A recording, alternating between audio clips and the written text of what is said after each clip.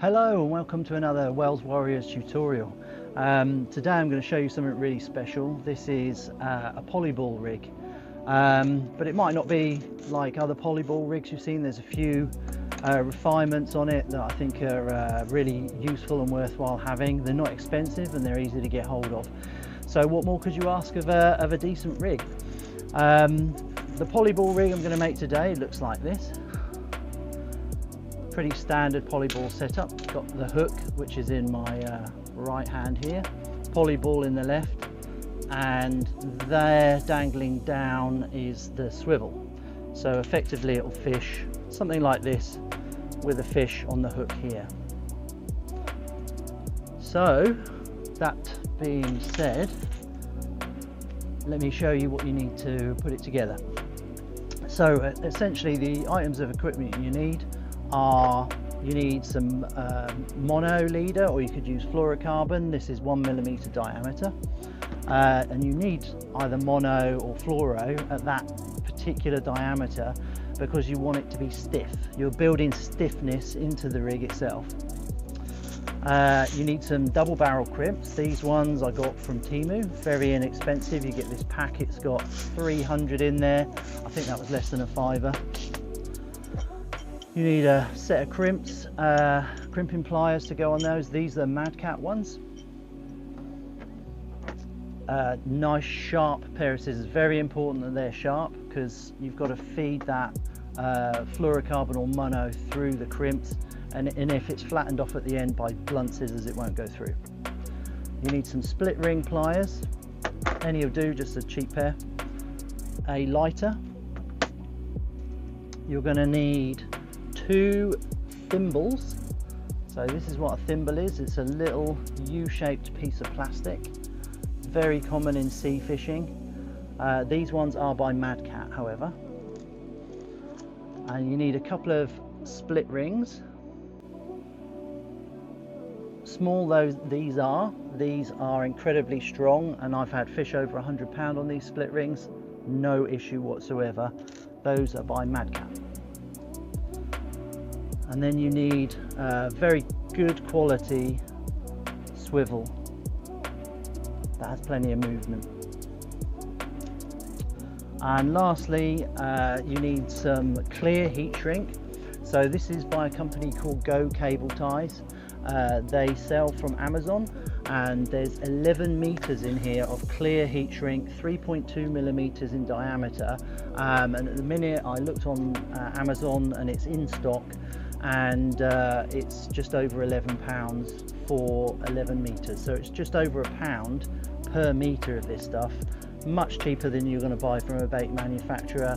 Save your money, go and buy a bulk spool like this from Amazon. Oh, and last of all, of course, we'll need a hook. And for my rig today, I'm going to put on these bridle rig hooks. You can use any hook. You know, choose a J hook, octopus hook, eagle claw, circle hook. Use whatever makes you feel comfortable, what you feel confident in. I've got these, which are new to me. I haven't used them yet, but they are Cox & Rawls bridle rigs. This one's a circle version. They also do a J hook version, and they do varying sizes up to 10-0. But the right sort of size for catfishing would be 4-0, 6-0.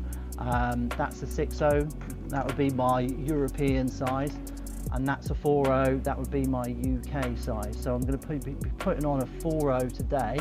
Now they are barbed, and with circle hooks I don't recommend using a barbed hook. So what I'm going to do is just grind that barb off. I know that there's some controversy about grinding a barb off. Oh, you'll overheat the hook and you're going to make it weaker. I'd rather it was a weaker hook that broke and then didn't leave a hook in a fish than you use a barbed hook where either it goes against the rules or where it made an already tricky to remove hook even more difficult. Circle hooks hold in perfectly well without a barb, so I definitely don't recommend to use a barb. But to grind it off, I would not use a power tool either. I would just use, you can get electric nail files. They've got very low speed, and you can just tap that barb 3 or 4 times with that, and the barb's gone, and it doesn't create any heat. You can put your fingers on it straight away afterwards. No heat generation. You don't plow into the meat of the hook when you're doing it either. So that would be my recommendation for removing the barb, and I would definitely remove the barb. Okay, we're going to go on to the next section now, which is how to make the polyball rig. Right, so I'm going to start at the bottom of the rig and work my way up. And what I'm going to need at the bottom of the rig, I'm going to need one thimble and one split ring. I'm going to need the swivel, a short section of the clear heat shrink, and 2 of the double barrel crimps.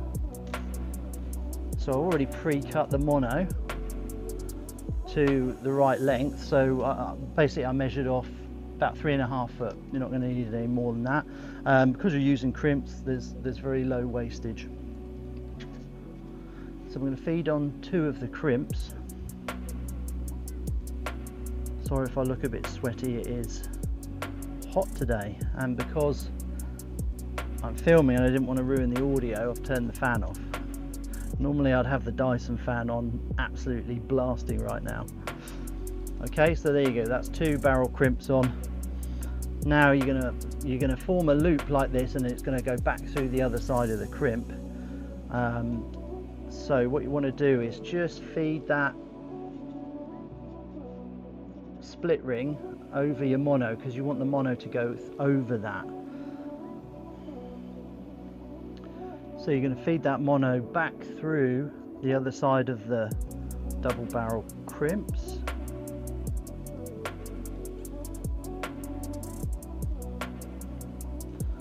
You're going to open up that loop a little bit, because you need to fit the thimble inside there now. So the thimble is not held in there by anything more than the tension of the mono, which is why this has got to be done nice. So you're just going to feed the thimble through 1/2 of that split ring, and then put the thimble into the loop. That's a bit tricky to explain. Hopefully it makes sense to somebody. And then what you end up is the thimble sat in a loop like that, with a split ring on the thimble, and then you're going to move these crimps down so that the thimble will be trapped inside. At the minute, the legs of the thimble are equidistant. What you want is them to be pulled in slightly, and when you do that, what happens is that will stop your thimble from spinning around in the loop. So that's what it ends up looking like. I've closed those 2 legs together. Now I'm going to take my crimping pliers. I'm going to use the correct gap for the crimp that I'm using, and then give it a crimp down. That's perfect. And again, so when you're crimping, you don't want to crimp all the way to the end. You want the end to be slightly flared, so there's no risk of it cutting into the mono and cutting you off mid-fight. You don't have to use 2 crimps. I'm using 2 crimps as a belt and braces kind of full security, and when I'm using both, I'm going to leave a slight gap in between the 2, because I don't want, as I'm crimping it, for it to pinch the mono and cause a nick that will end up being a weakness. Alright, so what we've got there, we've got the thimble with the split ring. Thimble's been pulled in slightly, 2 crimps, and we've got a long tail at the minute. So what I'm going to do is cut that tail, but I'm not going to cut it too short.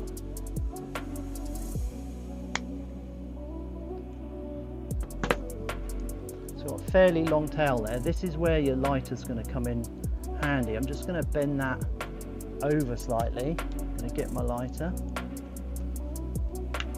and I'm going to fully melt and then blob the end of that mono. See how flat that is now? Again, you don't have to do it, but that he's never going to pull through those barrel crimps. It'll never happen. So it's just for a bit of extra security. So I'm now going to take that clear heat shrink, put it through the end of the mono, and I'm going to feed it all the way down. Go over my little blob and over the top of the 2 barrel crimps all the way down to the thimble, like so. So that's the swivel end of the polyball rig finished.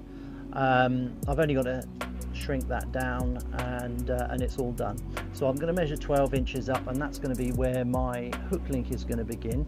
Now the hook link is going to be 1.5 times the size of the bait fish that I'm intending to use. So for British catfishing, that's going to be 6 to 8 inches. So in this case I'm making a 12-inch hook link.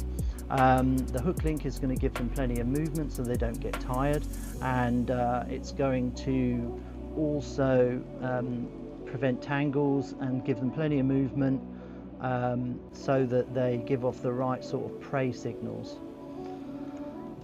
So over the top of the mono I'm just feeding on 12 inches. In fact, it's just slightly less than that. It's 11 inches of heat shrink that's going to provide stiffness and protection to the hook link.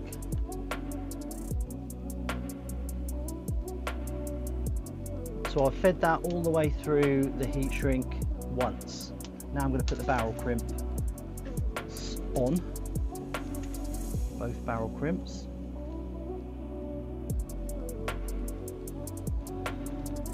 That's 1, that's 2. I've got both barrel crimps on there now, and now I'm going to put the split ring on, like so. And then I'm going to come back, form a loop, come back through the other side of the double barrel crimps. If you've got a preferred crimp, single barrel, by all means use it. I like using the double barrels.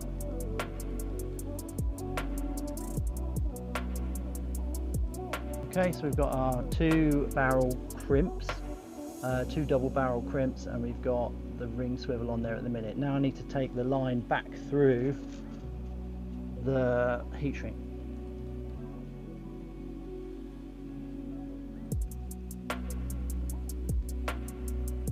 So now we've got our length of mono going down to the swivel. That's too long, or what will be the swivel. So I need to adjust everything, bring that heat shrink back to the 1 foot mark. A tiny bit fiddly at this point because we've got to get all of this mono from here and take it back through the heat shrink. Phew, it's hot. Is it hot where you are? There, all right, there we go. Just re-measure that.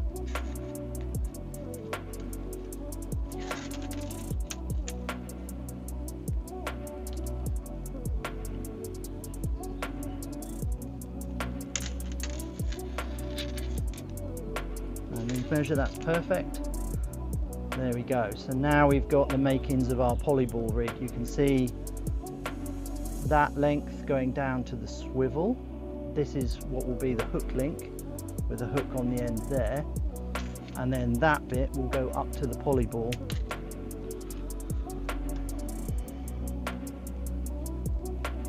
So we need to take our thimble and do exactly as we did before. We're just going to feed that onto the split ring and then take the mono around it, close that in. There you go. See how I've brought the legs of the thimble together. Okay, that's crimped. Remember to maintain a gap between the two. I don't know if you've never crimped before, but it's super satisfying. And I remember the first time I was crimping my own rigs, being absolutely terrified that the crimps weren't going to hold. So I would make loads of practice rigs, and then I'll be pulling on them, yanking on them, just trying to prove to myself that they weren't going to let go in the middle of a fish fight. There we go. So I've put both barrel crimps on now, and what I'm going to do, I've just slid down the heat shrink, and I'll get some steam on that, and I'll shrink all of that down, which will also straighten the mono out. So the this heat shrink is there for protection, but also for stiffness. So you've got a double layer of 1mm mono going through there, surrounded in heat shrink. This is going to be pretty stiff, and your fish is going to be on the end of that, attached via the bridle rig. So all you would do with this part is you would now feed it through your polyball, just like this, and never tie anything above the polyball. So I've seen other people do their rigs where they've got a swivel up here and they pull the polyball up into the swivel. Well, that's fine unless your polyball gets snagged on something. I think, to be fair, those people would use a thinner mono coming up to the polyball just in case that happened, but it's unnecessary. If you just use a float stop above the polyball, it means it can pull off. If this gets snagged on something, the whole thing will pull off, and that's safety right there. And all I did with the mono was I just bent it over, so given enough force, this would all just pull straight off of there. There's nothing tying it in place, and that's what I do at this end. So that's it essentially. Use your split ring pliers to attach your swivel. Now I use this type of swivel because it's got the maximum amount of movement. Your normal barrel swivel is absolutely fine for day-to-day stuff, and I would always use that. It's a lot cheaper than using these, but this is the one instance where I would use these because these have got so much more movement, and what you're trying to do is build movement into the rig everywhere but on that hook link, which is where you're going to build stiffness into the rig. So you've got to have movement in the right places, and the reason for using these split rings as well is movement, but also interchangeability. You can just change the rigs up easily with just your split ring pliers. So there you go, that's the swivel in situ. You can see there's plenty of movement there, which is what you want. You don't want there to be a loss of movement at this end, because if the fish is spinning round and round and round on the polyball, if it's fishing in a if it's swimming in a circle and this isn't moving well enough, then you're going to get twists and then tangles, which you don't want. On the other end of the hook link, on the other split ring, that's where you can attach your hook. Now you can use any hook you like, as I said before, but I do like the idea of using these. If you can see that, this is on a clip and it comes out like so. That's a sharp point, and then what you do is you take that and you put it through the nostrils of the fish, feed it round. So nostrils are now on this loop.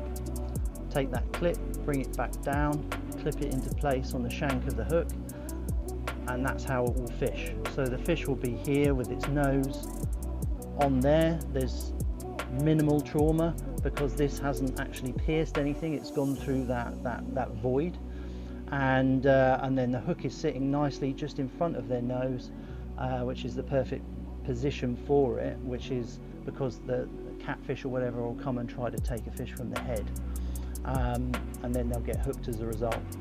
So this is a circle hook. I don't recommend everybody uses circle hooks. You have to fish with them differently. These can be quite dangerous if they're not used properly. By used properly, I mean people who will try and strike one of these, or who don't pay full attention to their rods and their rigs. if this isn't brought under tension as the fish swims away, it won't turn and hook. Instead, it will just drag, and if it drags, it can cause a laceration in the fish's mouth. Not something that's ever happened to me, but I know that there are people that have said that it happens to them. They're also not the easiest of hooks to unhook, and if their soft tissue is in here, you've got to push that soft tissue in to get it out, and you've got to turn it, rotate it out. Another reason why you don't want a barb on a circle hook. Okay, but if you prefer something a little bit more standard, they do a J hook version as well. The J hook is exactly the same as you would use with pellets, and it's got the same, like so. Again, it's got a barb, so you can remove that, and it's got the same bridle attached to it, and the bridles will enable the fish to swim more freely. It will keep them alive longer, and yeah, I can't wait to give these a try. So hope you like those Cox and Rawl bridle rigs. I hope you like the Polyball rig. If you've got any questions at all, please leave me a question. I'm always answering any comments on Facebook or YouTube. And yeah, I've used these rigs to great success all over the UK and in France. So give them a go, let me know how you get on. All right, well, that's all from me now. Thank you very much for watching the video. Take care, everybody, and tight lines. Bye bye.